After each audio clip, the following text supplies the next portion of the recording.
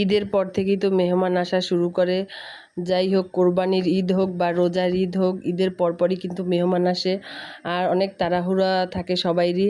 আর আজকে তো আমাগো বাড়িও মেহমান আইছে, এর জন্য সন্ধ্যাবেলায় মেহমান আইছে আর কারেন্টটাও চলে গেছে। মেহমান দেখেই কারেন্ট চলে গেছে। এরপরে তো হঠাৎ করে কারেন্টও আবার আইয়ে পড়ছে। এরপরে তো একে একে সব নাস্তা পানি বানাইতে আসি। মেহমান আইলে তো শরবতটা আগে দিতেই হবে, এটা তো মাস্ট। এরপরে তো একে একে সব বিস্কিট, চানাচুর, তারপরে সেমাই, লুডুস সবই পরিমাণ মতো রান্না করছি। বেশি বেশি রান্না করি না, কারণ বেশি বেশি রান্না করলে কেউ খায় না, বাচ্চারাও খাইতে চায় না গরমে। এরপরে তো অল্প করে রান্নাবান্না করছি শুধু মেহমানের জন্য। এই যে দেখেন সেমাই রান্না হয়ে গেছে। সেমাইটা কিন্তু অনেক মজা হয়েছিল আজকের রান্নাটা। আর দুধ বেশি হইলেই কিন্তু সেমাই রান্না মজা হয়।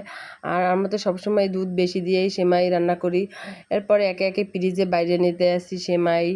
আর এই সেমাইগুলো কিন্তু খাইতে অনেক মজা। হালকা পাতলা পদ্ধতিতেই রান্না করছি, বেশি একটা করি নাই। এরপরে তো শরবত, চানাচুর, তারপরে বিস্কুট। এদিকে আমার কাকি আম কাটতে আসে, আর আমগুলো কিন্তু অনেক মিষ্টি। আমগুলো কিন্তু আমাকে গাছের, কেউ দেখলে হয়তো বিশ্বাসই করবেন না। এরপর তো সব নাস্তা সাজানো শেষ, এই যে দেখেন সাজানো। এরপরে তো মেহমান খাইতে বইবে, সব ধরনের নাস্তাই দিছি মোটামুটি।